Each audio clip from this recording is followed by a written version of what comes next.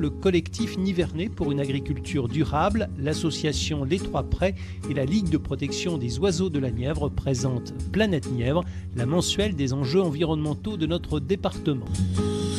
Un pas, une pierre, un chemin qui chemine, un reste de racines, c'est un peu solitaire, c'est un éclat de verre, c'est la vie, le soleil.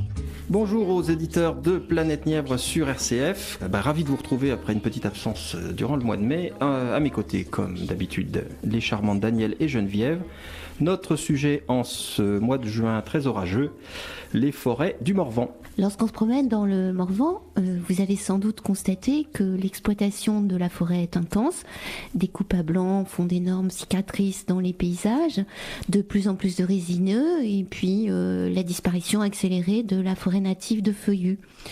Le récent contrat régional forêt-bois qui fixe les orientations sylvicoles pour 2018-2028 prône pour la forêt du Morvan une augmentation de la production de bois et un enracinement intensif en Douglas. Et cette orientation va faire croître la pression sur les espaces forestiers et de fait standardiser la forêt à la demande de la grande industrie avec des impacts bien sûr irréversibles sur la biodiversité, les écosystèmes forestiers, leur fonctionnalité et leur résilience. Force est de reconnaître que ce contrat n'est pas en cohérence du tout avec les politiques publiques de préservation de la biodiversité, de la qualité de l'eau et du climat. Et cette industrialisation a vraiment de quoi inquiéter. Et heureusement, un mouvement citoyen est en train de se mettre en place et des associations se sont constituées pour défendre les forêts. Nous nous sommes donc rendus à Brassy où nous avons rencontré Isabelle Beniche qui représente les associations au sein du collectif SOS Forêt Bourgogne. Cyril Gillet du SNUPFEN, Syndicat national unifié des forêts et de l'espace naturel solidaire, qui représente ce syndicat au sein du collectif SOS Forêt Bourgogne. Et enfin Nicolas Henry, gestionnaire du groupement forestier du Chat Sauvage, un groupement citoyen dont l'objectif est de racheter des parcelles pour les gérer de manière durable et raisonnée. L'enracinement du Morvan, c'est pas nouveau. Le phénomène remonte au milieu du 19e siècle dans quelques forêts privées, mais ces pratiques restaient très marginales au point que 135 ans plus tard, au milieu des années 1970, les surfaces enraisinées ne représentaient pas plus du quart des surfaces boisées. Ensuite, ça s'emballe. Le taux d'enraisinement dépasse 50% en 2003. Les chiffres résument la profonde mutation subie par la forêt morvandaise, l'enraisinement massif généralisé et incontrôlé. Commençons donc par une promenade dans les bois en compagnie de Nicolas Henry. Nous avons pris un chemin qu'ici on appelle le chemin du paradis, un nom qui nous réjouit, et nous venons d'arriver dans une vraie forêt du Morvan avec beaucoup de feuillus. On se trouve donc actuellement sur une parcelle du Chat Sauvage, du groupement forestier, qui achète des parcelles de bois, notamment en vue de maintenir la biodiversité et aussi de lutter contre l'enracinement. L'idée, c'est d'essayer de morceler la forêt sur le canton de l'Orme et d'acheter des petites parcelles. Et dans le cadre de la loi sur la mitoyenneté, si une autre parcelle est à vendre à côté de chez nous, on est prioritaire. Donc là, on est dans le concret. On achète des parcelles de forêt qui ne peuvent pas être acquises par les industriels ou des enracineurs potentiels. Et ces parcelles sont très dispersées ou relativement rapprochées ? Comme sur 180 souscripteurs, on n'est pas forcément nombreux à gérer les activités du Chat Sauvage, on s'est dit que pour l'instant, on restait sur le canton de l'Orme, dont fait partie Brassy. Mais là, par exemple, le lieu où on est, on a des belles parcelles là, qui commencent à se toucher de plus en plus. On essaye de combler les trous. Et là, alors de mémoire, sur le secteur où on est, on a peut-être une dizaine d'hectares, pas loin quand même, de vieilles forêts. Donc pour la biodiversité, ça commence à devenir très intéressant. Ah oui, totalement. Ah oui, parce que vous allez voir, après on va continuer la marche, il y a d'autres personnes beaucoup moins scrupuleuses qui n'ont pas le même rapport à la forêt que nous. Effectivement, nous arrivons à un endroit où il y a une coupe à blanc. C'est assez catastrophique, ça fait une grande trouée dans la forêt et c'est un peu triste. Donc on voit bien là, il y a 4 hectares d'un seul tenant qui ont été coupés à blanc, comme on dit chez nous, donc rasés totalement. Et là, c'est un paysage qu'on pourrait dire apocalyptique, quoi. On voit des tas de branches un peu partout, ça va être colonisé par quelques plantes. Mais avant qu'il y ait de la forêt là-dessus, si on le laisse comme ça, la forêt elle reviendra à son état naturel de forêt dans 100, 120 ans, quoi. Pas avant. De fait, grâce à des subventions publiques et des allègements fiscaux, des plantations, essentiellement donc de Douglas, remplacent les forêts traditionnelles de feuillus. Et également, dans une moindre mesure, on replante sur d'anciennes terres agricoles. Les citoyens qui voient leur forêt, la vraie du Morvan, celle des feuillus, espéraient beaucoup du contrat régional forêt-bois. En Bourgogne, ce contrat est fusionné avec le contrat stratégique de la filière. Du coup, il a une finalité surtout économique. Et Isabelle Beniche et Cyril Gillet expliquent qu'il s'agit là véritablement d'une volonté politique délibérée de sacrifier la forêt morvandelle. Cyril et moi avons siégé aux ateliers de la commission régionale forêt-bois, chacun pour notre entité différente. Et ce que nous avons constaté, c'est que en ce qui concerne les résineux, donc ils ont séparé la question des résineux de Franche-Comté et de celle des résineux de Bourgogne. Pour ce qui est des résineux de Bourgogne, qui en fait concernent le Morvan, il a été décidé de continuer dans le modèle sylvicole dominant dans lequel nous sommes actuellement, qui est un modèle intensif. Et le Morvan a été ciblé comme zone de production de résineux avec des objectifs de mobilisation très ambitieux pour ne pas dire autre chose. Alors pourquoi opter pour une sylviculture intensive dans le Morvan avec des volumes, la compression des coûts et une plus-value qui se fait à l'extérieur du territoire, alors qu'en Franche-Comté, on a un modèle de sylviculture de qualité pour une production de qualité avec une transformation locale et des emplois locaux, une plus-value donc qui reste au territoire? Eh bien c'est simple, c'est parce que les indigènes du Morvan, c'est ce que disent nos interlocuteurs, se laisseraient faire sans réagir et laisseraient se poursuivre une exploitation ancienne de leurs richesses naturelles en véritables colonisés qu'ils sont. Le prétexte est aussi que les feuillus du Morvan ont peu de valeur.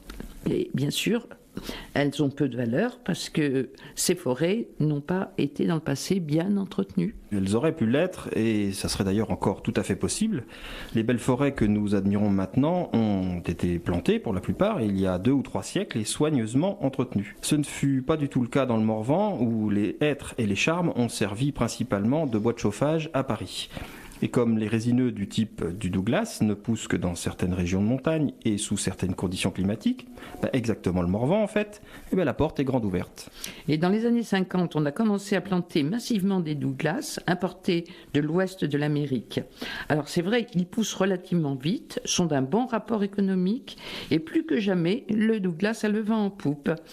C'est de fait un bon bois résistant aux intempéries. Ses qualités sont vantées dans tous les magazines de décoration pour réaliser de belles terrasses ou des pergolas. Et les petits propriétaires sont donc incités à ce type de plantation.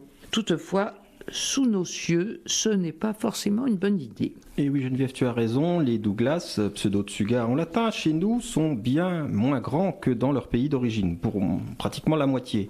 Aujourd'hui on sait que c'est parce que dans notre environnement ils ne retrouvent pas les insectes, les champignons, les mycorhizes, c'est-à-dire les champignons du sol, et les bactéries qui les accompagnent en Amérique. Mais les industriels s'en fichent. L'essentiel pour eux est qu'ils passent dans leur machine. La taille idéale est un diamètre de 35-40 cm, alors on les coupe de plus en plus jeunes. On marche sur la tête. C'est la nature qui doit s'adapter aux machines alors que cela devrait être le contraire. Et naturellement, pour vendre ce bois, il faut pouvoir aller le chercher. Et cela avec le soutien de l'État, donc du contribuable, comme l'explique Cyril Gillet. Il y a de plus en plus de création de pistes. Parce que le plan régional forêt-bois, un de ses buts, c'est d'orienter les financements publics, les subventions. Très simplement, s'il n'y a pas de piste, personne ne va chercher le bois, il est trop loin, trop difficile d'accès. Donc, on subventionne les propriétaires pour créer des pistes qui permettent ensuite d'exploiter le bois. Oui, donc on le voit, il y a des préconisations, des principes affirmés comme créer de la valeur, sécuriser les approvisionnements, garantir une gestion durable, préservant la biodiversité, etc. Mais en fait, rien n'est fait pour empêcher les petits propriétaires de ne pas céder aux sirènes du profit à court terme. Au contraire, les subventions publiques vont lui permettre de valoriser, entre guillemets, bien sûr, de nouveaux pans de forêt.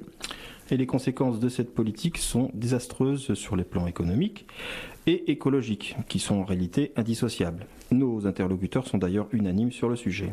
Et le Douglas, tel qu'on le fait dans le Morvan, on n'en fait pas une production de qualité. On le coupe trop jeune, c'est littéralement de l'éponge, c'est un bois qui part beaucoup en bois d'industrie, au lieu de le pousser au bois d'œuvre, etc. Donc finalement, moi je ne vois pas très bien l'intérêt économique de la chose, si ce n'est de produire du volume et encore du volume. Face à une coupe rase, Nicolas Henry explique. En fait, c'est pratique, elles n'ont qu'un seul but, c'est faire de l'argent, quoi. Donc on voit bien, là, il y a 4 hectares d'un seul tenant qui ont été coupés à blanc, comme on dit chez nous, donc rasés totalement. Une partie du bois a été vendue pour faire du bois de chauffage, donc le houppier des arbres, et puis le tronc, qu'on appelle les grumes, a été vendu pour l'industrie, j'imagine. Tout ça, c'est du bois qui part beaucoup en Italie, donc il ne revient pas du tout dans le circuit local. Et le bois énergie, ce n'est pas mieux, comme le souligne Cyril Girel. Donc on vous parle d'une solution écologique pour produire de la chaleur ou de l'électricité, parce qu'il y a les deux. Et en fait, vous gâchez beaucoup de pétrole pour produire des copeaux soi-disant écologiques. Pas du tout. C'est un mode qui marche totalement sur la tête, qui en fait profite simplement de subventions qui sont données pour les énergies dites vertes, parce que sinon ça n'a aucune tenue économique. Et donc, en résumé, sur le plan économique, peu de bénéfices pour les habitants du Morvan, pas de création d'emplois, et les conséquences pour l'environnement sont désastreuses, comme l'explique d'ailleurs Isabelle Beniche.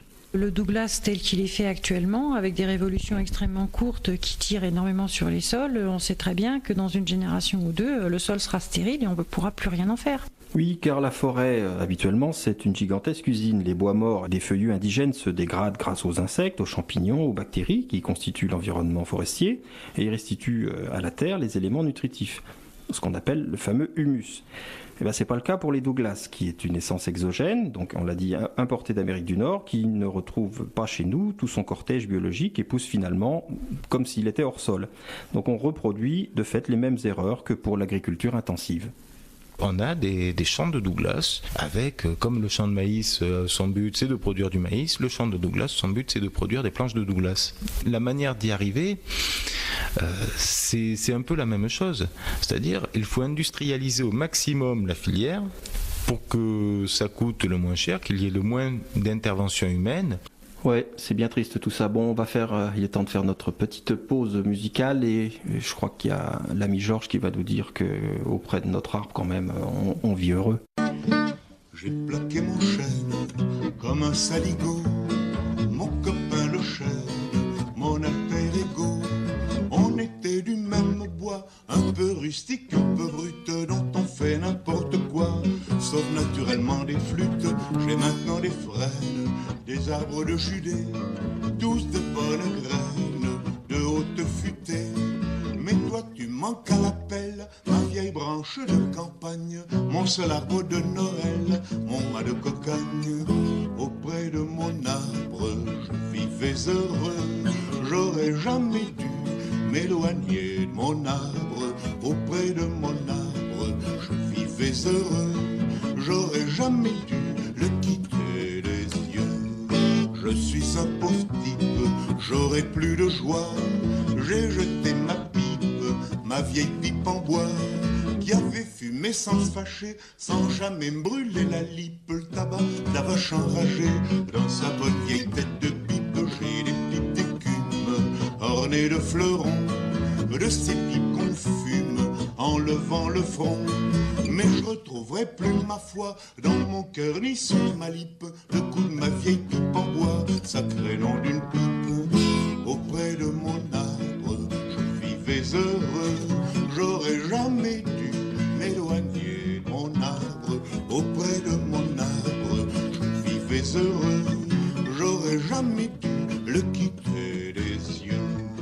Le surnom d'infâme me va comme un gant, d'avec ma femme j'ai foutu le camp, parce que depuis tant d'années c'était pas une sinécure de lui voir tout le temps le nez au milieu de la figure. Je bats la campagne pour dénicher la nouvelle compagne, valant celle-là qui bien sûr laissait beaucoup trop de pierres dans les lentilles, mais se pendait à mon cou quand je perdais mes billes. Auprès de mon arbre, je vivais heureux, j'aurais jamais dû m'éloigner de mon arbre. Auprès de mon arbre, je vivais heureux, j'aurais jamais dû le quitter des yeux. Planète Nièvre, RCF. Eh bien, merci à l'ami Georges Brassens de nous rappeler qu'auprès de notre arbre, on vit bien heureux. On retournera tout à l'heure à nos forêts du Morvan. Pour l'instant, on va passer à notre petite chronique nature. Je suis entouré de 2 belles dames, mais on va parler de la belle dame. Une belle dame avec une robe abricot, bigarrée de noir et osselée de blanc. Un nom de déesse grecque, Cynthia Cardui, c'est son vrai nom, pour ce papillon commun qu'on appelle aussi belle dame, ou encore Vanessa Deschardons. Elle fait partie de la grande famille des Nymphalidae, papillons de bonne taille, ornés de dessins splendides, dessus comme dessous. Et notre belle dame est capable d'exploits tout à fait incroyables. Ainsi, par exemple, elle franchit le Sahara, la Méditerranée, les chaînes de montagnes, lors de prodigieux voyages à très haute altitude. Pas étonnant qu'elle nous arrive au printemps, parfois un petit peu abîmée, délavée, avec un morceau d'aile en moins, mais néanmoins, elle est là. Après l'accouplement, elle pond des œufs tout verts qui ressemblent à des mini-pastèques d'environ 1 mm. La femelle dissémine patiemment un par un entre 400 et 500 œufs sur quelques mètres carrés et de préférence sur des chardons ou des orties, à défaut sur des herbes. Beaucoup ne résisteront pas à l'avidité des fourmis, araignées et autres parasites. Et de ces œufs sortent des petites chenilles gris-noires avec des lignes jaunes discontinues. Et ces chenilles sont de vraies machines à dévorer, comme beaucoup de chenilles de papillons. Elles se créent un abri en reliant quelques feuilles aux alentours, mais attention, cette petite tente n'est pas ce qu'on appelle le cocon. En quelques semaines, la chenille multiplie son poids, pas par 10, pas par 100, mais par 1000. Et environ un mois après, elle cesse totalement de se nourrir. Elle diminue un petit peu de volume, elle maigrit pendant quelques jours. Et alors là, elle est tête en bas, fixée à un coussinet de soie par ses pattes avant, et elle attend. Une peau aux allures de carapace grise semble progressivement l'envelopper. C'est la nymphose, c'est-à-dire la transformation de la chenille en chrysalide. Elle vit alors sur ses réserves, mais des échanges gazeux se poursuivent avec son environnement. Et là, c'est vraiment de la science-fiction. Peu à peu, tous ces organes se dissolvent. Puis, comme par magie, les cellules migrent selon des trajectoires précisément déterminées et se redistribuent dans tout son corps. Les mâchoires, par exemple, de la chenille deviennent les trompes du futur papillon. Vous l'avez compris, cette métamorphose-là, qui dure à peu près 2 semaines, prépare l'imago, c'est-à-dire l'insecte adulte, ce qu'on appelle le papillon. L'émergence ne dure que quelques minutes. C'est une chance extraordinaire de pouvoir y assister. L'enveloppe nymphale se fissure en bas au niveau de la tête. De grands yeux, une trompe et de longues antennes apparaissent d'abord. Puis le reste du corps se glisse vers l'extérieur. L'insecte se positionne alors sur une plante toute proche, puis déploie ses 4 ailes encore toutes molles. Quelques heures sont encore nécessaires pour qu'elle durcisse et lui permettent de prendre son vol. Et vers l'automne, la belle dame s'envole pour un long voyage. On la voit assez rarement parmi les migrateurs, les autres papillons migrateurs, et le système a été éclairci grâce aux radars qui ont montré que les belles dames font comme les hirondelles, elles partent très haut et très loin. L'altitude moyenne des nuages de belles dames est 525 mètres. Certaines atteignent même 1200 mètres de haut. Elles sont donc impossibles à détecter pour un observateur au sol. Elles parcourent en moyenne 45 km à l'heure, ce qui est très rapide pour un insecte, et parcourent 7500 km du nord de l'Europe à l'Afrique subsaharienne, soit presque 2 fois plus que les 4000 km parcourus entre les grands lacs canadiens et le Mexique par le plus célèbre des papillons migrateurs, le papillon énarque. Les belles dames sont comme tous les papillons migrateurs, elles se déplacent en calculant en permanence leur direction de vol. Les protéines sensibles à la lumière bleue, les cryptochromes, permettent à leur cerveau d'évaluer en permanence la position du soleil et même quand il fait un temps nuageux. Mais comme le soleil se déplace, c'est son horloge biologique qui compenserait au fur et à mesure la course du soleil et celle du papillon. Les scientifiques ont localisé ce véritable compas solaire dans une partie du cerveau appelée complexe central. Comme vous le savez, vous l'avez vraiment constaté, le nombre de papillons diminue à vitesse grand V. La belle dame n'échappe malheureusement pas à cette malédiction, mais vous pouvez les aider, ainsi que d'autres papillons d'ailleurs, en laissant pousser dans votre jardin quelques chardons et des orties. Planète Nièvre, RCF. Nous sommes toujours sur Planète Nièvre et sur le thème de la forêt du Morvan. Donc nous parlions de cette gestion industrielle de la forêt du Morvan qui abîme les paysages, qui nuit au tourisme, à l'environnement, mais les petits propriétaires alléchés par un profit à court terme ne comprennent pas qu'ils perdent plus qu'ils ne gagnent Et s'il y a un domaine dans lequel l'économie et l'écologie devraient pouvoir arriver à se comprendre et ne plus être opposées systématiquement, normalement, ce serait bien ce domaine de la forêt. Car il existe des méthodes sylvicoles qui permettent de produire du bois de qualité sans dégrader les milieux forestiers, donc de dégrader les sols et l'eau. Le Morvan, par exemple, alimente 3 bassins versants. Bien sûr, le virage doit se faire en douceur, comme l'explique Cyril Gillet du Syndicat national unifié des forêts et de l'espace naturel, le syndicat majoritaire de l'Office national des forêts. On ne dit pas qu'il faut dès demain arrêter tous les Douglas. On dit qu'on doit arriver à faire différemment avec des forêts qui peuvent vivre en tant que forêt et qui n'ont pas comme but de rentrer dans des machines. On dit aussi que sur des territoires comme le Morvan, il faut revenir à une forêt feuillue, orienter le plan régional vers plus de feuillus, en tout cas un feuillu mieux géré, plutôt que de ne voir que par le Morvan un approvisionneur en Douglas, essence facile à couper et à transformer. Mais c'est quoi une gestion durable de la forêt ? Nous avons posé la question à Nicolas Henry, gestionnaire du groupement forestier du Chat Sauvage. Une gestion durable de la forêt, c'est faire en sorte qu'on puisse prélever du bois et pas mettre en danger la régénération dite naturelle, tout simplement. Donc à nous aussi de conduire nos arbres, d'imaginer que tel arbre pourrait devenir un arbre d'avenir. Même lors de l'abattage, ce ne serait pas mettre en danger tous les potentiellement petits arbres qui poussent au sol et donc faire un travail non mécanisé en fait. L'idée ce serait presque de débarder avec des chevaux ou avec des petits engins porteurs, il en existe, c'est faisable. Et puis préserver la totalité de notre biodiversité au sol. Heureusement, la prise de conscience s'amplifie et la résistance s'organise, notamment avec la création du collectif SOS Forêt Bourgogne, qui est une déclinaison régionale de SOS Forêt Nationale, qui regroupe, pour notre cas, les associations de protection de l'environnement, les syndicats de producteurs forestiers. Et c'est bien connu, l'union fait la force, comme nous l'explique Cyril Gillet. Cette création nous a permis d'être plus forts, parce que nous réunissons toutes les visions de la forêt dans un collectif. Avant SOS Forêt, c'était très rare que des syndicalistes de l'ONF parlent avec des personnes d'associations de protection de la nature. Avec la création de SOS Forêt Bourgogne, on arrive à discuter et à partager, à échanger, à progresser chacun avec la vision de l'autre et ainsi apporter à nos contradicteurs une vision qui est beaucoup plus forte parce qu'elle est beaucoup plus construite de l'enrichissement de chacun. Depuis que nous avons lancé ce collectif, on est beaucoup plus écoutés et puis le plus intéressant c'est que les citoyens entendent d'autres citoyens parler de leur forêt. Et puis, il y a des citoyens qui reprennent le destin de leur forêt en main en devenant propriétaires. À 200 € la part, presque tout le monde peut participer à son sauvetage. Écoutons Nicolas Henry. L'idée du Chat Sauvage est née après la lutte contre le projet RCA, donc c'était l'installation d'une méga scierie et d'un centre d'incinération en bordure du Morvan. Et là où il commençait à avoir une prise de conscience citoyenne sur la préservation de nos forêts et de notre milieu, Frédéric Baucher, donc l'actuel gérant du Chat Sauvage, a planché pendant 2 ans sur la faisabilité et l'écriture des statuts du Chat Sauvage.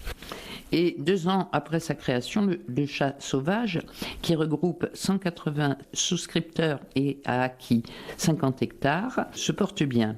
L'idée n'est pas de s'agrandir indéfiniment, mais d'essaimer. On pourrait imaginer que chaque commune ou canton ait son Chat Sauvage. Un mouvement de sauvegarde des feuillus du Morvan existe depuis 1989 à Autun avec l'association Autun Morvan Écologie. Écoutons Isabelle Beniche qui représente les associations au sein du collectif SOS Forêt Bourgogne. Ça a été la première démarche citoyenne de dire voilà, on va acheter de la forêt et dans le cadre du groupement forestier de sauvegarde des feuilles du Morvan, c'était même quelque chose qui a été très important parce que ça a prouvé qu'on pouvait avoir une sylviculture du feuillu et qu'elle était rentable. Ils se sont lancés dans une gestion économique de la forêt, dans le sens noble du terme, et ils ont pu prouver qu'avec une gestion exemplaire, qui respecte tous les critères écologiques et sociaux et qu'on puisse imaginer, même bien au-delà, on arrive à produire du bois de qualité, à le vendre et à avoir une forêt rentable. Aujourd'hui, on sait l'importance de la forêt, notamment dans la lutte contre le réchauffement climatique. N'est-il pas absurde de détruire des réservoirs de CO2 pour produire de l'énergie dite verte avec des copeaux de bois ou des planches de Douglas pour isoler les maisons par extérieur ? Eh oui, le mouvement de sauvegarde des forêts dépasse largement notre département. On connaît les problèmes de la déforestation de la forêt amazonienne, des forêts de l'Asie du Sud-Est sacrifiées pour les plantations d'huile de palme, au détriment des populations indigènes et de leurs ressources vitales. et on signe des pétitions. On a moins conscience de la destruction de notre forêt à notre porte, donc. En 2001, 224 scientifiques ont lancé un appel pour la protection des forêts françaises et demandé la préservation de plusieurs ensembles de 10 000 hectares dans les différentes régions de France. Et beaucoup de forestiers, membres de l'Office national des forêts, comme Cyril Gillet, s'inquiètent de cette évolution, comme ils en ont témoigné dans une grande manifestation le 14 décembre 2017 à Paris. Et on pouvait lire sur leur pancarte « Forêt en danger », « Les arbres communiquent, pas nos patrons » ou encore « La forêt pour tous ». Et oui, car même si pour la plus grande partie la forêt est propriété privée, seul 1,5 million d'hectares est domanial sur les 15 à 16 millions de forêts françaises. Elle apporte ses bienfaits à tous. D'ailleurs, jusqu'à la Révolution, la forêt était un bien commun. On peut rêver avec Isabelle Beniche. La forêt du Morvan, c'est 130 000 hectares. Les forêts du groupement de sauvegarde des feuilles du Morvan, c'est un peu moins de 300 hectares. Et le chat sauvage va tout doucement vers les 50 hectares. C'est très bien. Je crois avoir entendu dire que au niveau des collectivités locales, il y aura un projet pour que finalement il y ait un peu plus d'acquisition foncière et tout. Donc si bien sûr, ça va dans le bon sens. On donnait tout à l'heure l'exemple de la Franche-Comté. Plus on a de forêts publiques, plus on amortit le choc quand même. Parce que plus les citoyens sont présents. Mais il y a une urgence dans le Morvan. Et cette urgence-là, c'est d'inverser la tendance. Or, le contrat ne l'inverse pas, il la confirme. Et c'est bien ça qui, pour moi, est dramatique. De fait, les propriétaires auraient tout à gagner d'une gestion écologique de leur forêt. Une sylviculture de qualité respecte les équilibres biologiques de la forêt et préserve la santé et la fertilité du sol et des forêts. L'exemple est là, pas si loin, dans notre région même, comme le remarque Isabelle Beniche. Il suffit d'aller regarder en Franche-Comté, par exemple, où on est beaucoup sur le modèle de la futaie régulière. Ce sont des peuplements avec différentes essences et différents âges, et si possible des essences natives. Donc ils sont dans une sylviculture de qualité, donc avec une production de qualité et un emploi local. Vous l'aurez compris, il est urgent de se mobiliser pour la forêt du Morvan, injustement sacrifiée sur l'autel du dieu Argent, et ici aussi au mépris des indigènes. Et comme le disait Cyril Gillet, pour les propriétaires, leur sol, c'est leur vrai capital. C'est pas les arbres qui poussent dessus.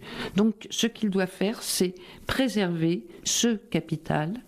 Et ce capital, c'est aussi le nôtre, à nous, citoyens de la Terre. Le sol vivant est notre capital, notre patrimoine que nous devons absolument léguer aux générations futures. Donc, ne succombez pas trop au charme du Douglas pour construire votre terrasse. Et rejoignez les chats sauvages, créez votre propre chat sauvage, achetez des parts de forêt. Bien, nous arrivons au terme de notre émission. Tout ce qui est valable pour les forêts du Morvan est aussi valable pour les autres forêts de la Nièvre, bien sûr. Geneviève, je crois, avant de terminer, que tu as une petite annonce à nous faire. Oui, au cours de ces émissions de Planète Nièvre, nous avons à plusieurs reprises abordé des problèmes de la pollution, en particulier des pesticides et autres pollutions. Or, justement, il y a une marche des cobayes qui est partie du sud de la France et qui va passer les 13 et 14 juin à Nevers pour protester contre toutes les formes de pollution. Donc nous vous invitons bien sûr à les rejoindre aux différentes étapes de leur parcours, ce que nous ferons nous-mêmes d'ailleurs. Et ils seront à Belleville-sur-Loire le 18 juin. Comme d'habitude, vous retrouverez les références des associations qui œuvrent pour la sauvegarde de la forêt morvandelle, ainsi que tous les détails qui concernent la marche des cobayes, bien sûr, sur la page de l'émission sur RCF. Et n'hésitez pas à nous écrire sur notre mail planetenièvre@netcourrier.com. Et merci à Olivier et Nicolas à la technique.